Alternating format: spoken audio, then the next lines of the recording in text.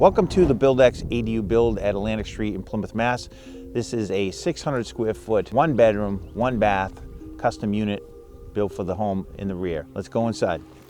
As you can see here, this has a beautiful farmer's porch, covered 6 by 14 feet.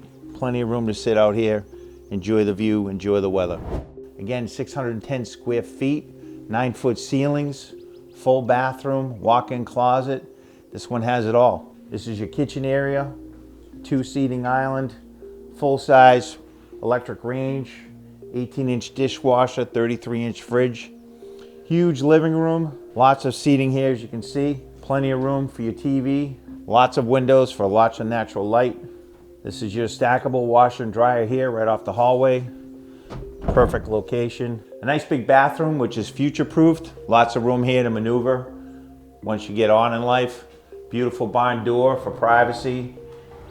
One of the secrets to these ADUs is using barn doors and pocket doors so you don't have a bunch of doors colliding. This is your bedroom here.